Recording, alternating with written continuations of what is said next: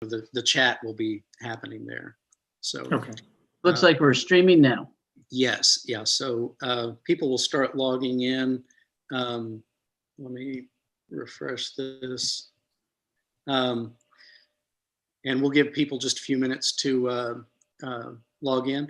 Katie also, she does a fantastic job of bringing those questions into our chat window so y'all can see them as well. So if you see a question come up, maybe I haven't gotten to yet, you can, if you want to jump on it, then feel free to do that.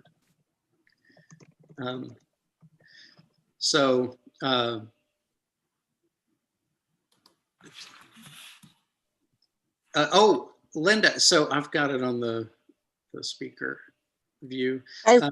Linda Compte is with us. Linda is our state president this year at Houston Community College. Oh. And she is with us on the call. And Linda, I'd like it if we could maybe start with you in just a minute and just ask you to say hi to folks. Okay, I'll do that. And I'm sorry I'm wearing a cat, but I was gone for, Lord have mercy, only like 2 hours, and now he's clingy. My cat usually waits until I run one of these things to need my full attention. I'll go get a pet while you're waiting. Yeah, there you go. Well, the dog would be here, but he's off to the groomer today, so he's not. Right. Community college, and sorry about that. Let me. Okay. Okay, so we are live. We have people just now starting to log in. We can give this just another minute to get started, folks, but if you're joining us just now, thanks for being with us. Hope you all have had a good semester and are ready for the Thanksgiving break. I have been simultaneously ready for Thanksgiving for the last 2 weeks and completely not ready. I've had a lot to do between now and when we take off. So, but glad y'all have made some time for us today. And we'll be talking about what we're seeing statewide on our enrollment numbers. And then we'd like to talk with a couple of schools around the state about their experience, what they're looking at, how they're responding to enrollment numbers that they're seeing at their school. So it is right up 1 o'clock. So why don't we go ahead and get started. First of all, my name is Richard Moore. I'm Executive Director of Texas Community College Teachers Association. We have with us today 2 representatives of schools here in Texas that we do an awful lot of work with, who I think are going to have some good insights to share with us about what's happening at their institutions. We also have with us Jack MacKenzie, the CEO of College App, and Seth Reichlin, who heads up their business development at College App, and they have developed a solution to help identify prospective students, people who are very likely to respond to outreach by our institutions to become students in any of our programs. And we'd like to dive into that and find out more about that as we go along. First, though, I'd like to introduce Linda Compte, who is with us today. Linda is the state president of Tccta. She's at Houston Community College, longtime member and leader in Tccta. And Linda, it has been wonderful working with you this year. So thanks for being with us as well. I'll give you just a minute if you'd like to say hi to everybody. Well, good afternoon, everyone. I'm so happy that you have joined us, and I think we're in for some very interesting information. I'm looking forward to it because, as Richard has explained this to me, it seems like it's a very good opportunity for us. So just want to say thank you for being here, and I hope all is well with you guys. And I do wish you a very blessed and happy Thanksgiving as it comes up, and other holidays. So thank you, Richard. Thanks so much, Linda. Yes, we have been really looking for partners that address the urgent needs that we face at community colleges across Texas. And when we look at, especially at the crises that we're dealing with now, the economic crisis, the public health crisis that we're dealing with, community colleges have some resources to offer solutions to our communities, to the state as a whole. But our colleges also need resources and are looking for solutions. And so I think we have one here today that may be relevant to what y'all are looking at institutions. First of all, you'll find in the chat section on the YouTube channel a link to the preliminary numbers that the coordinating board has released on community or higher education enrollments in Texas. You can look at that. If you'd like to just download that, you can be perusing that as we talk. I have a hard time keeping my mind on two things at once, but if you can do that, go ahead and have a look at these numbers. One thing that jumps out at me is the difference between the community college enrollment changes and the universities and Texas State Technical College. Universities are up ever so slightly. Community colleges, however, are down 8.4%, which is a significant drop in enrollments. TSTC is up almost 29%. I think that a lot of that is occurring on one of their campuses in Harlingen. So, and it's a very small sample, so it's a significant statistical change, but a much smaller sampling of students than obviously you'd see at community colleges.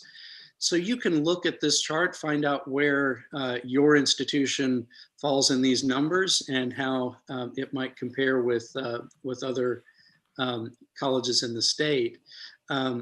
And you might also be thinking, as we're talking today, about breaking those numbers out. What does that look like within programs at your college? How much of the numbers at your school are being driven by your dual credit enrollments or your academic transfer or vocational numbers?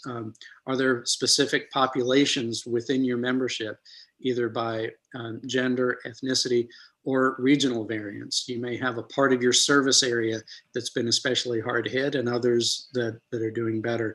So there's a lot to unpack in these numbers, but these numbers can at least give us a first step towards seeing where we are globally as institutions across the state.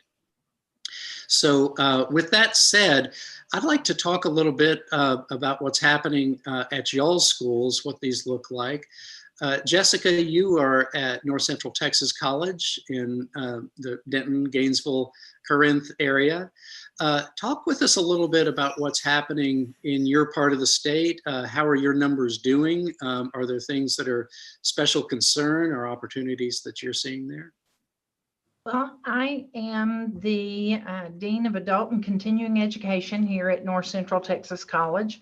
We currently have campuses in Denton, Graham, Bowie, Flower Mound, and did I say Corinth? In Corinth, yes.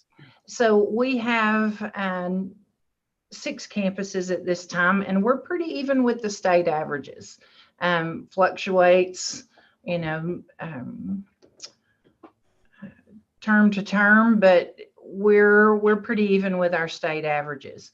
With our non-credit division, we're definitely down in our non-credit division in open enrollment. Grants are doing well. Our dual credit, we're on par. Our numbers are pretty even with our state averages. Not to say that there's no room for improvement, because there definitely is. We're pulling out all the stops, making phone calls, just continually contacting students and having that student interaction. But I think our more rural areas have been harder hit than our Denton, Corinth, Flower Mound areas. Definitely feeling the pandemic on our smaller campuses. And it can be helpful, I think, just to be able to isolate that and say we know where the issues are that we need to focus on. Have you been talking with people in your community, the employers in your area, some of the large institutions, to see how you can partner with them? Absolutely. We've had conversations with our counterparts in all the areas near us, around us, just to say, what's going on with you? Are you seeing the same kind of trends in enrollment that we are? With employers, everybody is needing someone, and it's just a matter of getting the students in the door and getting them the training, the coursework, the degree that they need. And y'all act as sort of a clearinghouse there to help connect employers with qualified students and get those students skilled up. Yeah. So Daniel, talk with us a little bit about South Texas College. Y'all have a large service area with the very diverse urban and rural populations. What are you seeing in the Valley? Well, I'm the director of PR and marketing, so some of my observations are really coming from that as a marketer. But when we look at our enrollment for fall 2020, we were down about 13% overall. And that's across the board when you look at the enrollment compositions from new students, dual, all the way down to returning and transfer.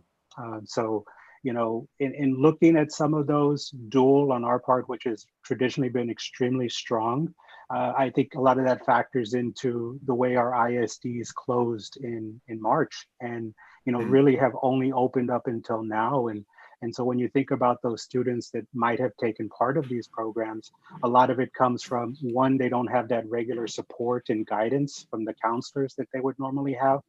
But I think it also, in talking with the teams here, it's also about just, do they meet the requirements? With testing options really being minimal to none, there's just a lot of students that, might have a desire, but just haven't, don't meet the requirements from a testing standpoint. And with STAR EOC, kind of being removed at the end of last year, that further elevates some of those challenges that they're facing. When we look at also just kind of the enrollment compositions, I kind of keep track year after year just to kind of see how they're doing. And so while we are down, there were two areas that we've traditionally been decreasing in the returning, the stop outs, and then of course the transfer. So as I look towards how we can improve upon what we're doing, at least from a marketing perspective, I see those as really being some opportunities, especially with the stop outs, because when I look at our return numbers for fall 2020, it was about 1388, but yet fall 2015, we were at 2639. So there's been a steady decrease in that. The same with our transfer, it was only at 593 students. So there's some opportunities. So from a market standpoint, this was even prior to the pandemic. We were already talking about research to understand stop outs, the reasons why, the barriers that they're facing. Of course, we adapted that post-COVID because now, of course, things have changed significantly. But the idea is to really create marketing personas and be able to target them more specifically. And later on, as we get into the discussion, that's where tools like College App come in to really help us there.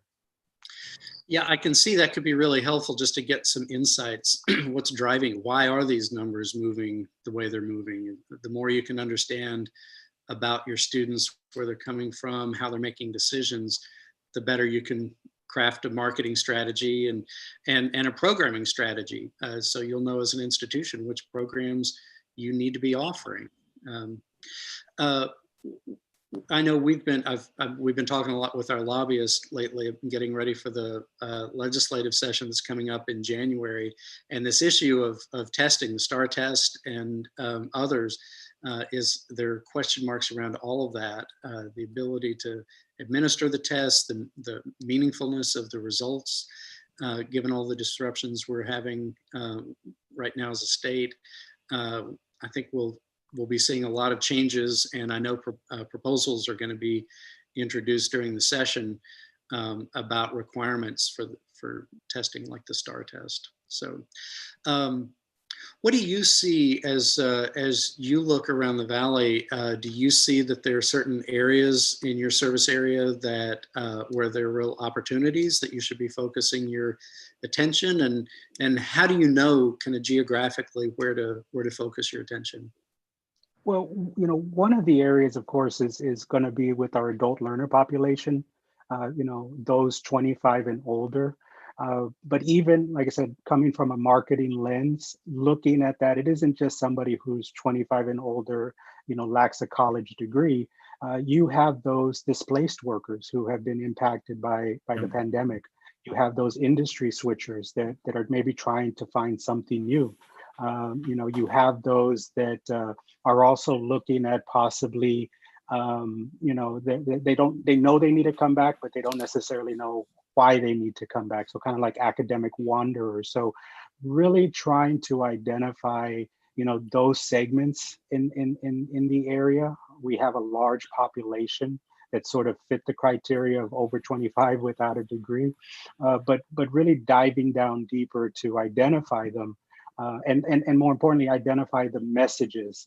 What is it that they really need to understand, that they need to hear from us, because this idea that online was going to make education accessible, while that's true, everybody offers it. I mean, it's a level playing field now, and so this idea that we offer online courses, it's got to be more than that, because everybody's offering that. And so that's where we really have to get very, what really sets us apart, those unique value propositions for an institution. And those are things that we've been working on from, research that I've been conducting, marketing focus groups, really trying to dive in and pinpoint those personas. So then we can use tools like College App to be able to reach out to them, in a cost-effective manner, but also being able to leverage in both traditional and digital media sort of channels. Tell us a little bit about that, because it seems like a big part of the challenge for someone in your role is just identifying, where are these students? Who are they? How do you know, if you send a message out, that this is someone who might likely respond to that message? Well, I mean, of course, we have our RFI, our request for information. And when we have that form on our website, so, all of our efforts really try to drive that. Can we generate leads? Or can we generate interest? And in our form, it's not too long, but we do ask some kind of sort of identifying questions. So we can identify, is this a, of course, general demographics, male, female, age, things like that. But from there, we can then use those lists to further reach out, depending on where they are. It goes into a CRM. We can identify, roughly where they are in the funnel, and we can tailor messages towards them. But then of course, there's sort of this population that we don't know. And so we used to go out and, you could do traditional, put it in a paper, put it up on a billboard. But the problem is you don't really have a sense of who's seeing it. Are they seeing it? Is it connecting with them? So with a program like College App, not only are we able to pull lists based off of demographics, so with those personas, we can pinpoint males, females, income ranges. We can also layer in predictive analytic modeling. And I'm sure Jack and Seth will really speak more to that, but really trying to understand how likely is this person going to consider moving on to or consider a higher education within the next 2 years. So based upon the software, now you're able to say, this person is technically an adult learner, but this person, when you play with that predictive modeling, is more likely to the intent is higher than them. So now you can have more quality lists as opposed to quantity. So you can, as a marketer, I'm willing to invest more into a direct mail piece, knowing that I'm going to be more likely hitting somebody who has an intent versus somebody who might just see it, maybe it connects, maybe it doesn't, and it ends up in their wastebasket. So really trying to use that, and direct mail is just one option. I mean, that can be applied to target audiences in Facebook and just in a variety of different ways that, for me as a marketer is exciting, because it really gives us that ability to create granular lists of who we're trying to reach. I bet, yeah, that kind of information could help you make much smarter decisions. Just having that kind of intel, you can micro-target a specific message to an audience that really needs to hear it. And the cost savings there could be dramatic as well, I would imagine. Yeah, Absolutely. Jack, could you talk with us a little bit about about what y'all have put together? This sounds like something that's sort of space agey to me. I mean, it's some pretty dramatic technology. Tell us a little bit about what it is and how it works. Yeah, this is my space age capsule here that you see behind me. It's filled with soccer banners from various European nations. Hi, everybody, and thank you for listening in on this, and know that we sit here today in hopes of being able to help you, like we are with Daniel right now. It feels great to hear him describe how he uses it on a day-to-day basis at South Texas. We didn't create the methodology, but we were smart enough to borrow one that worked from other industries. So it started out in presidential politics in the last decade over a course of several campaigns. The idea of predictive analytics so that campaigns could be smarter about targeting voters for all kinds of reasons, right? Whether it's trying to find someone who's going to vote early or someone who is a same day voter, or what motivates them to vote for one person or another, or one party or another, is really where the methodology was developed. It was expanded into what you would guess would be the first commercial endeavors to undertake a new marketing technique, which was consumer packaged goods and automotive and telecommunications. All those ads you see for Verizon versus something else, or Ford versus Chevy, they're all using predictive analytics to try to get those ads in front of the people for whom those ads will be most effective. So a couple of years ago, Seth and I got together, and Seth has a great background and brought the educational ecosystem knowledge from his days at Pearson, and tried to figure out whether or not that approach would work in education. And the first question is, what problem are you trying to solve? And then what questions are you trying to predict? And the problem we were trying to solve is to create the bridge so colleges that want adult students and adults who want colleges can find each other. Because we all know there's a chasm somewhere in between those two groups, right? There's more people in your community who want you than are enrolled, and you want more people than are enrolled. And somewhere we got to figure that out. So then the question is, okay, so how can we help that? If that's the problem we're trying to solve, how do we do that? And what we do is we create predictions, probabilities that any adult in anyone's service area has intent, as Daniel said, to pursue some form of education or training in the next 2 years. It's complicated, and anyone who wants really detailed explanation will be happy to give it. But suffice it to say, we do big surveys.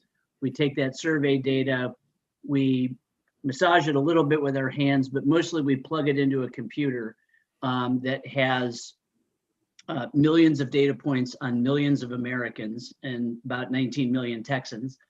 And the computer finds the patterns, right? Because we ask the question, do you intend to get more education? And they look at the yeses, and the computer then says, okay, what is it about this person that predicts a yes? And who else in that community has those same factors? So it's probability. What's really interesting is only about 20% of people say yes to the question. 80% of adults out there don't want more education or training, right? They're doing either fine, or they don't know that they want it yet, or they don't want it in the next 2 years. So who are those 20%? And who else would say yes if we had asked them the question? So that's the filtering. And then we ask about type of institution. So for the purpose of this call, community college is one of the institutions we ask about. We also ask about vocational technical school and public and private four-year schools. As I think maybe both of you said, Online is kind of the level playing field now. Everyone has to have it and has to be proficient at it. We do also ask about interest in online education. And we're increasingly interested in, Jessica, what you said, is this issue out in the rural areas. Is it just economic, or is it also some sort of digital problem that if you're all online, how do we get those people who live in rural counties the capability to fulfill their desire to have more education? They're not showing up because they just don't want it. There's other reasons, right? And so we can find those people for you, right? Those who have intent, and create a mechanism for you to reach out to them. And as Daniel said, whether that's direct mail, could be a phone call. I mean, we have phone numbers on 70% of the people in the database. So that's how it works. And as Daniel can attest, and Pam Anglin at Paris, we can get really precise on geography down to, I mean, it's down to the person level. So you kind of think of some person in your community and then build out from there. You know, so we can look at data at a neighborhood level, a census tract level, school district level, all the way up through the state level, and work with each school individually on only the people in their service area. That's interesting. And it sounds like this technology both helps you answer questions that you have, but it also, from what you just said, it seems like it also helps you understand which questions to ask. Maybe some things are going to occur to you as you look at this data that you just hadn't seen before you see the picture that it's creating for you. Yeah, I think that's really interesting, Richard, because we have some clients right now. You know, a lot of our clients, and we have clients all over the country, are really focused on enrollment. And we get it, and we understand that's why we're in business. There is a secondary benefit, and my guess is that Daniel's already kind of dug into this a little bit, which is the database tells you a lot about your community. It doesn't just inform specific marketing campaigns. It tells you where there are pockets of demand, where there's unmet demand. It shows you the geography of who wants to go to college, and where you can overlay where you have centers or second campuses, and are there matches that aren't currently being made, because it can be used as an analytic tool. It's a map interface, if you will, right? So in its dynamic in the moment, you can go all the way down to a household level. So it allows for thinking ahead, like what should we be doing 2 years from now, based on where the demand is? Where should we start programs? And you can overlay, if you want, employment data, other sorts of socioeconomic data that you might be getting from your workforce centers or things like that, and kind of match those up and create really targeted strategies for companies in your service areas, or city governments in your service areas, et cetera. Interesting. Wow. So it sounds like it can help with your messaging and your marketing, but it's also about decision-making throughout the college, how you organize your programs. So Seth, y'all have been working with some of our schools here in Texas already, and gotten to know a few of our folks and how we do things here in Texas. Could you talk a little bit about what this looks like from your point of view? If you're talking with Daniel, say, or you mentioned Pam Anglin at Paris Junior College, if you're talking with someone saying, hey, we need some help understanding our communities better, how do you approach it, and what does your database allow you to do? Well, the missing thing is on the demand side. So I've worked with institutional research folks for many years, and they're generally looking at internal data as much as, for the most part, and then maybe some outside data on employment. But I look at this as kind of a triangle, like you have employer demand on the one hand. You've got program supply, which is what the colleges do. And then you've a missing variable, which we can now quantify, is what's the learner demand. So that's what I found the most interesting, is that we can look at, if you build it, will they come? I don't know. We can begin to answer that. And we can also analyze how many people in the service area have demand for particular programs or overall education. That's new. And as y'all are saying, this gets down to the household level. So you can get so specific that you're going to know that Jane Smith at this address fits this profile, and the persona that Daniel has identified that his college wants to focus on exists at these addresses. I mean, that is powerful. It's not just this percentage of the population. Right. These are the households you're likely to find. Yeah. And it is, for the people on the call, it is all legal. These are it's publicly available data sources that have been aggregated by one of those companies that serves primarily the political space, but and have been doing so for years. So every state law has been met in every state category. Right. That's one. Mm-hmm. There's only people 18 plus. I think it makes us all feel good that we don't have this data on children. But it also allows, and Daniel, I think maybe you've actually already taken advantage of this. It allows us to find parents. So we don't have the kids, but we have the ages of all the kids in your service area. So we can target the parents of 16 and 17-year-olds for messaging as well. Right. So it's primarily designed to serve the adult learner and adult, but there is that opportunity also to create a pipeline through the parents of high school juniors and seniors. And that can be really helpful, with our dual credit students. Absolutely. Yeah. And for targeted outreach to particular communities of parents. I mean, if you're trying to over recruit, we can give you, who of the parents fit any characteristics you want. I might give you all an idea, because that's what education's all about, right? Is seeing what other people are doing. Mm-hmm. There's a state, I'm not gonna tell you which one. It's a state university that has decided to invest in a pretty aggressive summer camp for 6 to 17-year-olds at various levels of, right? So this idea that online learning at the elementary school level isn't kind of what people have wanted at this point. There's some frustration, but that the high level programs that might not be available, like in a kind of like a STEM program or something like that.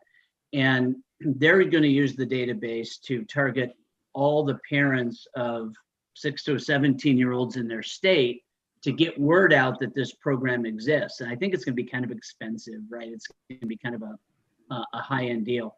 But they have going in, they didn't have any idea about how to market statewide with a small budget. And they're going to use College App to do that. Well, and I think that's the thing, is that when our schools, I mean, you just can't finish a sentence these days without wondering, how are we going to pay for that? We're all under that crunch. But when you look at this and you say, let's take these dollars that we're going to spend on outreach and spend them as smartly as we can and have the biggest impact with each dollar that we can, that the savings you find from that allow you to make sure that the dollars you're spending are going toward a real student need that you're connecting with, and not just hoping, not just brought, like Daniel, you said, put it on a billboard and hope somebody drives by. So Daniel, what does this look like? You're working with these tools now, and it seems like these are the sorts of tools that you had to work for AT&T or Verizon or General Motors to have access to, and now the cost of this is coming down because of the work that College App is doing. What are you seeing it allowing you to do now that maybe you couldn't have done a year or 2 or 3 years ago in your work? Well, we've always, as they say, we purchase the list, and a lot of colleges will purchase lists. You can get them from a variety of different providers. You give them demographics, you give them a little bit of psychographics, behavioral, and they'll say, this is the list you're asking for. We even did that as last year. But by building in the intent, like I said, that really takes the from a quantity amount to quality. And so the fact is, instead of having to pull lists 3, 4, 5 times a year or on a initiative by initiative standpoint, we can now go in there and pull these lists automatically. Anytime, if I wanted to pull a list today, tomorrow, we have the ability to do that. And so, like I said, just having a more qualified starting point, I mean, is definitely worth the investment that we put inside there, because it builds that intent. And so, like I said, 2 things we've already done with it to just kind of begin with is, we talked about how in our area, at least, high schools aren't, I mean, they're barely going back to face, and it's on a limited capacity. So when you think about the recruiting cycle, it starts in August, getting the seniors ready to go for, and I mean, they've been part of the journey in their own way, shape, form, or fashion prior to, but it's really when the recruiters and the outreach hit hard. When you've lost that ability to go into a school, now you have to think, how can we get in front of these kids? Who are these kids? The counselors can provide lists, you have your connections, but through this, as Jack mentioned, we were able to create, and they're called universes. It's basically just a targeted list for parents in the area who have kids that are right around that senior level. Yeah. And so we sent them a postcard, and we tag our postcard so we can track. And so we're still kind of getting the data back. So I don't have any numbers on how they performed, but we sent those out. Along with that, we take that list, and now we can target those parents in social media networks like Facebook, Instagram, Google, pay-per-click, different things along those lines. And while this isn't in College App, every year we do a media prep survey. So we now know what channels these people use.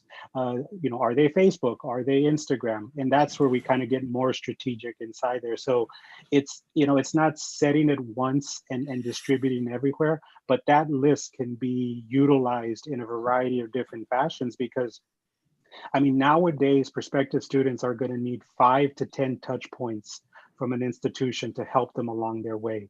So a commercial, a radio spot, a TV spot. And if we're able to say, here's an ad that you see, periodically in Facebook, and now here's a postcard, and then we still do leverage billboards. We try to be very strategic about them. But one application that I could even get to down the road, and it's something that I just explored, is, as Jack and Seth mentioned, is that if you can identify pockets in the region where a large volume of this segment lives, and there are billboards in that area, well, that could be a place where you drop that billboard, because now, instead of saying, well, yes, people can see it on an expressway or on a freeway, but if I can show you that there's a large density of those people you're trying to reach, it makes more sense to, if you're going to go that route, to position it there. So, as a marketer, it's like a kid in a candy store. The opportunities are endless. And, I do a lot of research with adult learners, and now I'm trying to do A/B testing with ads to see what kind of ads connect better. So, I mean, really a lot going on behind the scenes to really leverage these tools to help us make more strategic decisions in how we leverage our funds, because you can't cut your way to enrollment growth. We are spending money to make sure we're out there. But as Seth mentioned, this idea of field of dream marketing, just because you build it, they're going to come, doesn't exist. And it really is, if you build it, will they come? And you've got to make sure that the messages and the imagery and all of those things are in place, so that way they know what sets you apart from all the others that are sort of adding to the noise of marketing that's out there.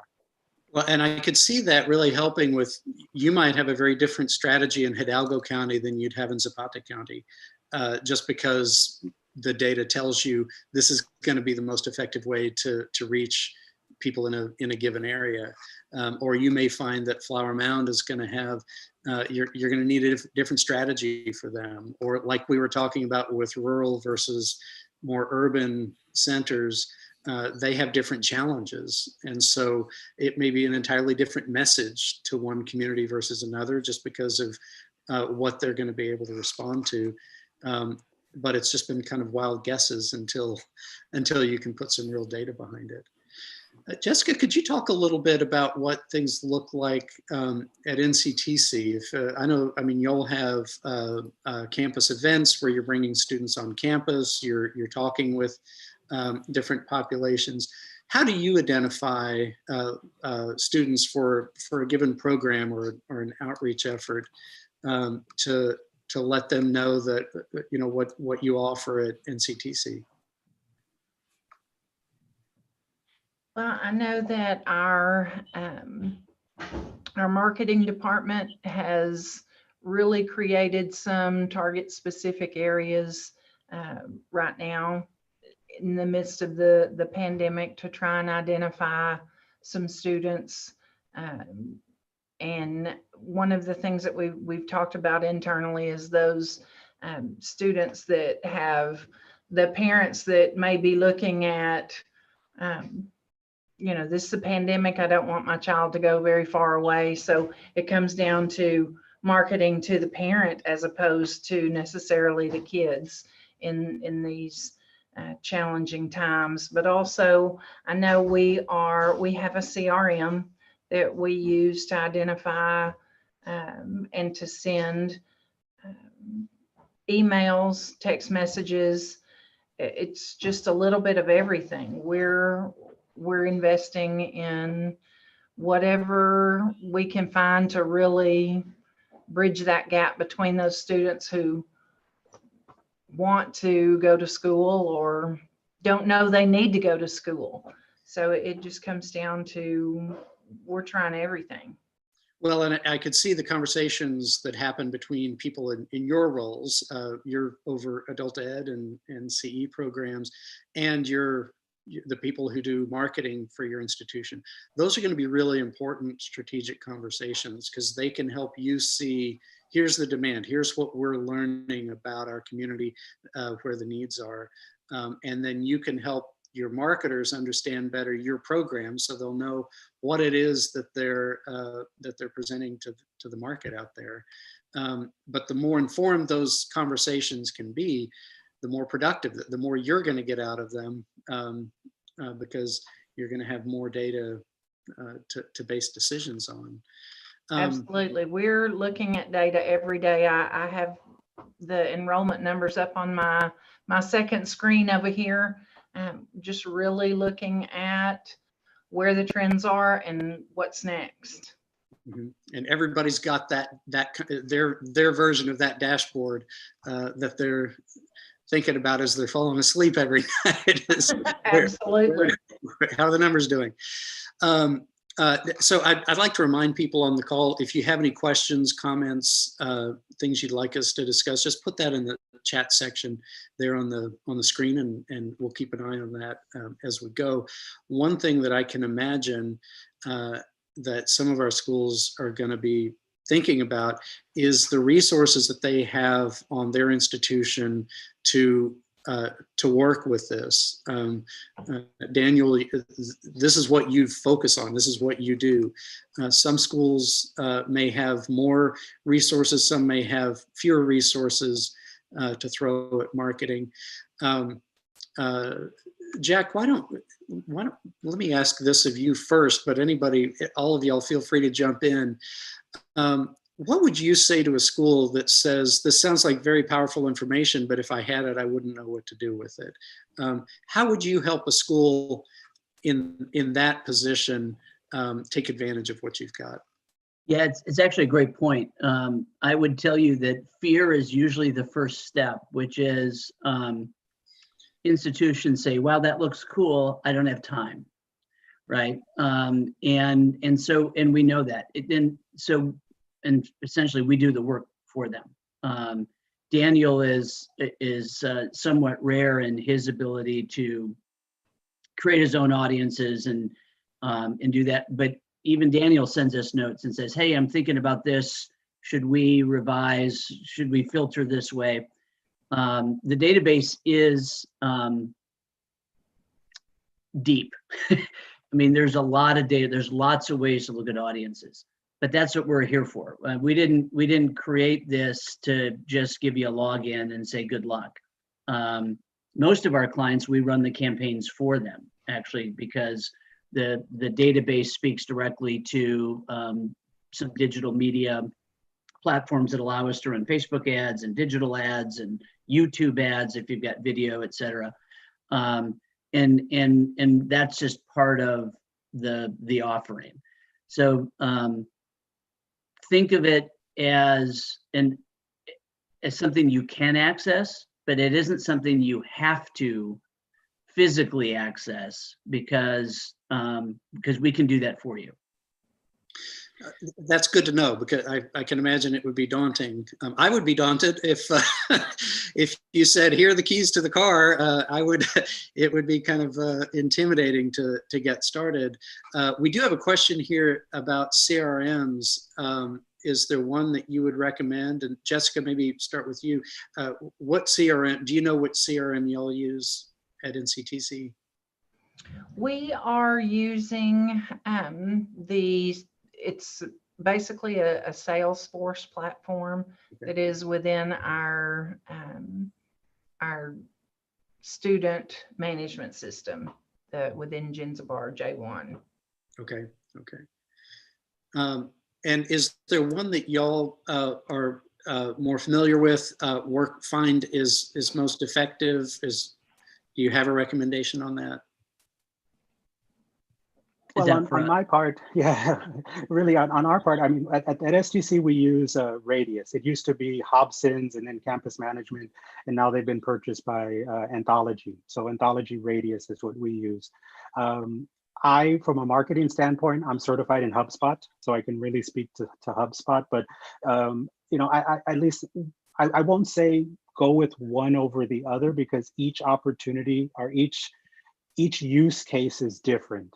I think what you really want to do is, if you're looking at CRMs, you're going to have your Target X, you're going to have Salesforce, you're going to have HubSpot, and they all work within the educational realm. I would recommend, though, when you have those meetings and you have those conversations, bring marketing to the table.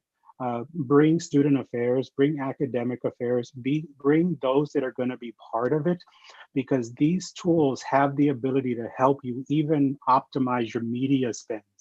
But if you're not asking those right questions, you know, then of course you're missing out on some opportunities. Of course, bring in IT, because it needs to connect with your student information system. Sharpspring is another tool out there as well. That they kind of customize, but there's, I don't want to say a dime a dozen, there's a lot of them, and they can do some amazing things. But as Richard, you alluded to, there's no point in having a Ferrari when all you need is a Volkswagen, you know. So make sure it does what you need it to do. Make sure your marketing team has the ability to get what they need out of it.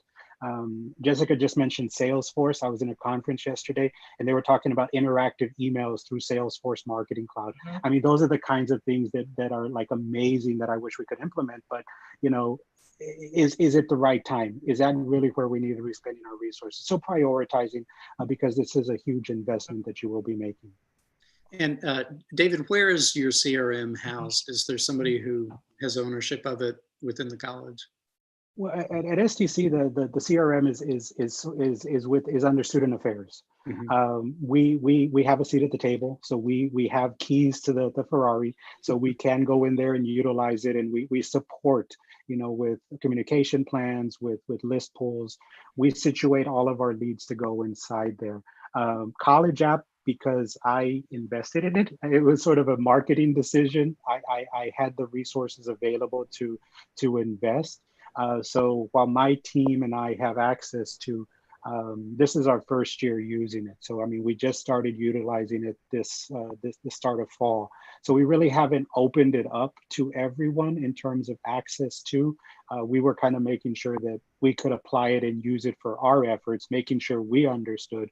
And then, you know, we can start expanding. And as the requests come in or the desire to utilize it is there, of course, we're going to be able to support and have others leverage it as well, which goes back into the cost effectiveness of it.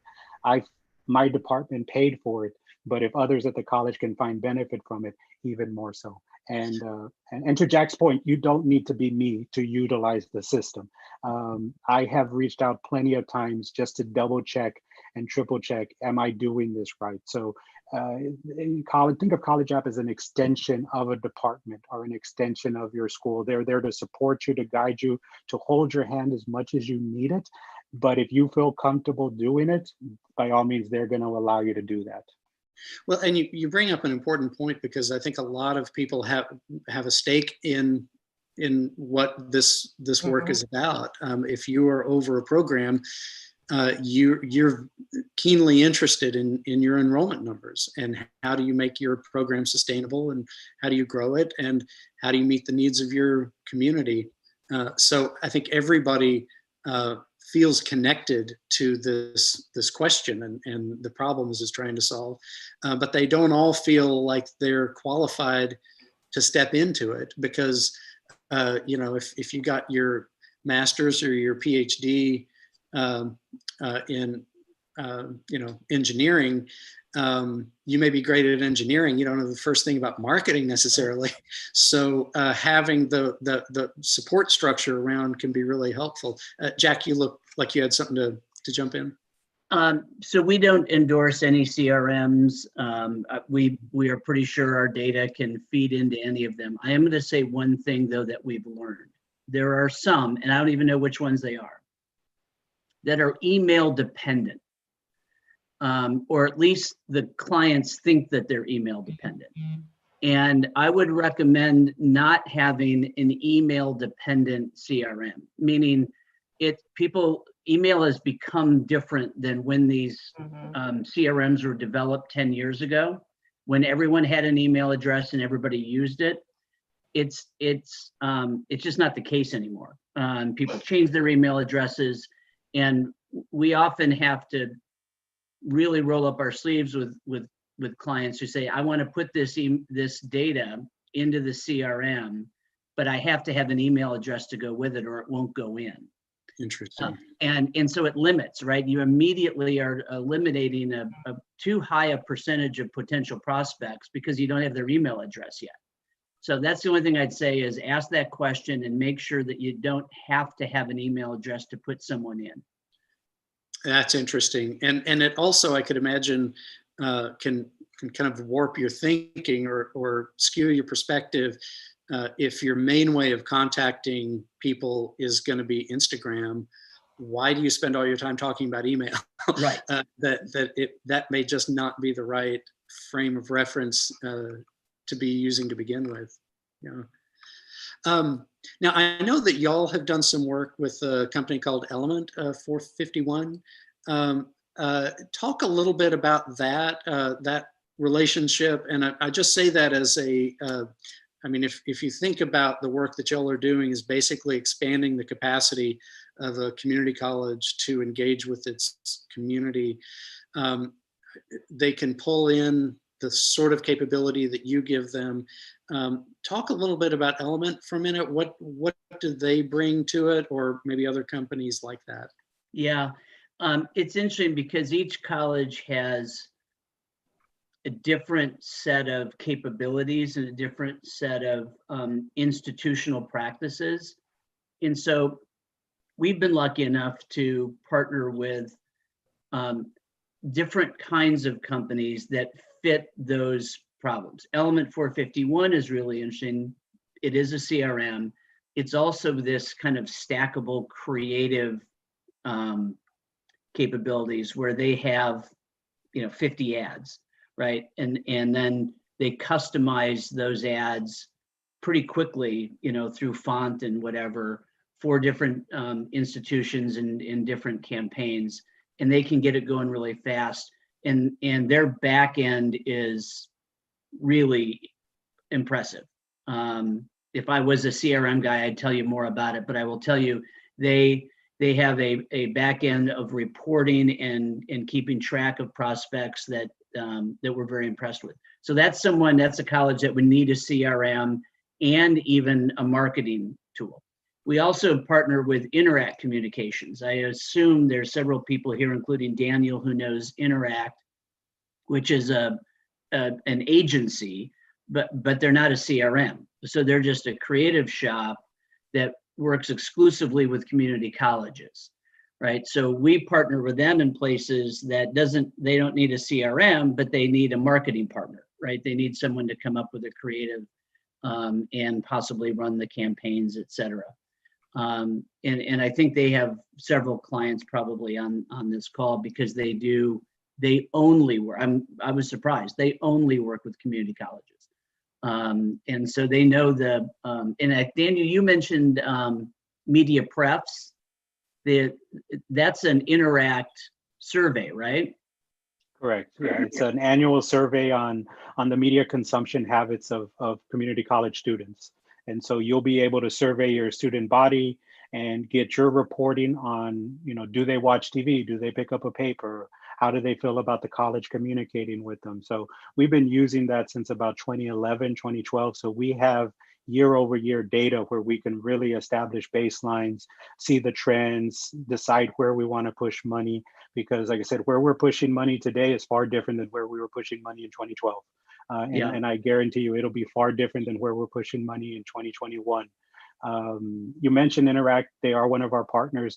They also partner with, for colleges that may not have a CRM, they're also looking at leveraging Sharpspring as well, which is, I think, a provider. So basically, if you don't have those features or you don't have the money to invest, they have some options as well. And a lot more and more of these agencies are trying to do that because they realize budgets are tight. So can they spread the cost to still give you the benefit of a CRM without you having to do the heavy load or lift of it? Well, and I think that's important to know that those resources are out there. And I'm just imagining, our colleges, the enrollments go from just a few thousand to over 100,000, Right. and everything in between. And so we have all kinds of different experiences out there. And so if you're at a college where you're saying, we're going to have some resources to bring to this, but not all of them, I don't know where to start. This might be a good place to start that conversation and figure out, okay, where are the gaps? We may need to bring in a team to do this piece of it, but this could be a good place to find out where those gaps are and some resources to help fill them. Katie is going to be putting a link up, I think in the chat area, certainly in the resources below this video, with some information about College App. If you have questions or want to find out more, start a conversation with them, you can access that document and get in touch with them about that. Vicki Stanfield has a question about, we were talking earlier about using email addresses as signifiers.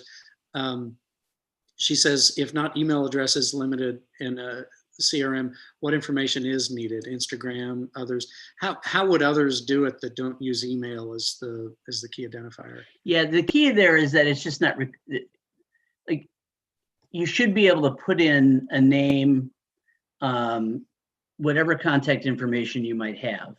Could be a phone number, it could be an address, but make sure your system then doesn't require an email address. If you have one, by the way, great. Email addresses are great. I mean, when you got them, it's an asset. There's no question about it. But I just don't want schools to be limited to having an email address to be able to put someone in their funnel is the key. So I imagine that there's, as you get to know your prospects better once they're in and you're engaging with them, you find out all kinds of information about them, right? That can be data appends to their master file. Just don't make it email dependent. Mm-hmm. Okay. That's good information. We have just a couple of minutes here. If you have any do y'all have a closing thought? Just something that you feel like is important for our folks to know? Daniel, why don't we start with you? I mean, we're in challenging times right now. What are you finding is just the handful of things you really are keeping your eye on and want to make sure that y'all get right at South Texas College? Well, I think what I want to maybe touch on, you talked about other colleges, and I realize there could be some colleges out there saying, we don't have that kind of money. We don't have the resources that you do. What I will say is that for the most part, by and large, every marketing department will have money for advertising. I mean, if they don't, then there's far more challenges that they're experiencing, but you're gonna have to put some paid dollars to get some awareness and advertising out there. And so my pitch to everyone is that if you're going to do that, make sure you're investing in data and research and insights. I'm not saying you have to do 6 to a year's worth of research, but it's important that if you're gonna have to push that money, push it out, you know, as well thought out and as strategic as possible. So it's easy to put a survey together, you know, and get some insights from your current students in a class or in a program. That insights can go a lot farther than just sort of anecdotal, I think they do this or I think they do that. You know, data helps either confirm those feelings that we have, or it shows that maybe what we were thinking isn't really the truth. And so if you can invest a little bit of time, I mean, personas can be developed in anywhere from 4 to 6 weeks. And I know that that's a long time when you're trying to think about enrollment, but you know, you've got to build that culture of research into what you're doing, because then you're going to find that you're updating. Because as I don't know if I've mentioned this, but if we were marketing the same way we were prior to the pandemic, we were doing that now, we'd be missing our market. And that's, even the savviest of marketing isn't going to work if you're hitting the wrong audience with the wrong bit of messaging. So you've got to take the time and invest to do that. And if you've got research teams, talk to them about doing annual research. I have a lot of different places that they can start out, a lot of different ideas. So anybody's always welcome to reach out to me. I'll be happy to have longer conversations, but you know, really take some time to build that culture of research and data and understanding, because it's going to give you more well-informed campaigns. It's going to help you better understand segments and opportunities. And in the end, we're all working towards the same goal. We want students to change their lives through education. And so, you know, it's a partnership amongst marketing and programs and everybody in the college and even in the community. So that would sort of be my closing thoughts on some of the approaches you can take. That's great. That's really important. And Jessica, that reminds me of something you and I were talking yesterday, and you talked about the importance of working harder, smarter, not harder. And I think that goes back to what Daniel's saying, that having good data, making decisions from a position of really knowing what's happening is the key. What are you finding in your role where, you know, you have enrollments that you're responsible for? What are you keeping your eye on? For particularly my division with non-credit, keeping an eye on the industry trends right now. What's going on in businesses? How are they handling their training needs when they're just trying to play catch up from COVID? Just what is happening, because like, you know, we talked about yesterday, we have everything from a very rural area to a very urban area. And what works in one of our service areas is not working in another one. So it's that very fluid movement of what's happening in industry and how can we address it. Yeah, and something I think those of us at community colleges may not really appreciate, just because we're living in it all the time.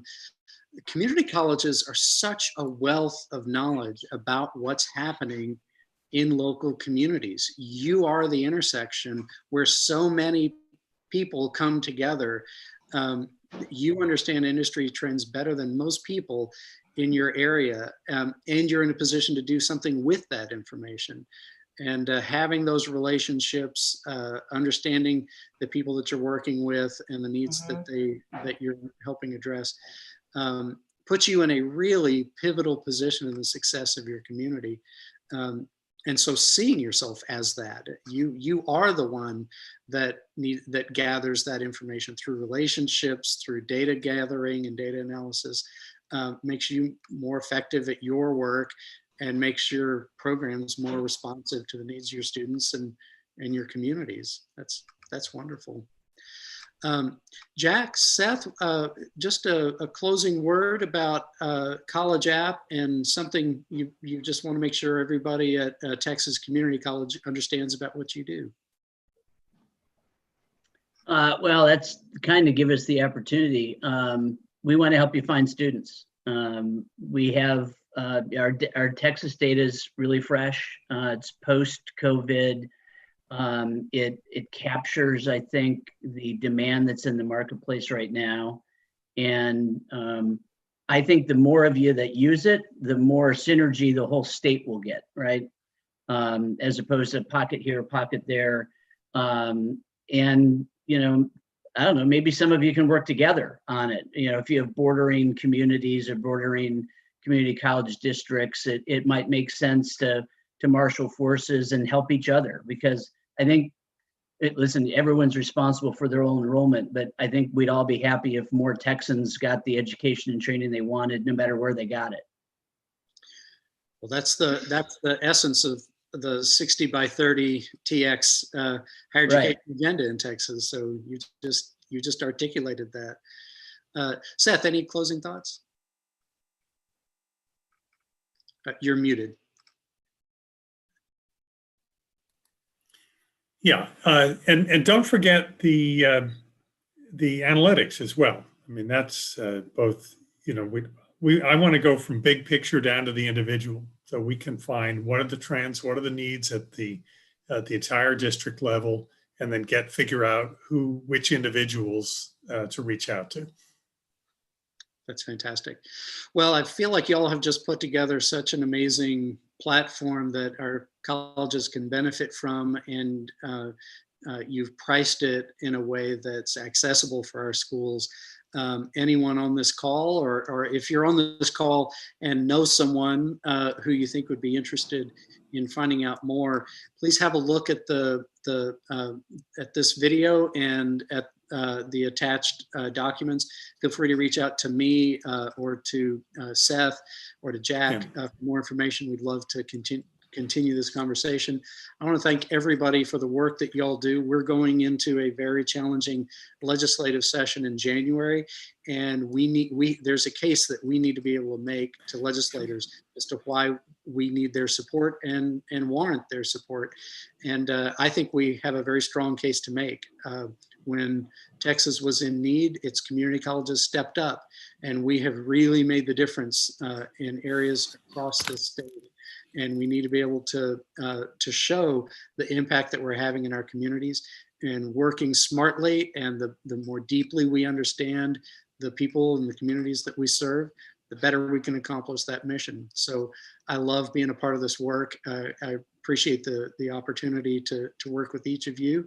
Thanks for y'all's time today. Hope you have a good Thanksgiving, a good holiday, and we'll be in touch soon. Thanks so much. Happy Thanksgiving, everyone.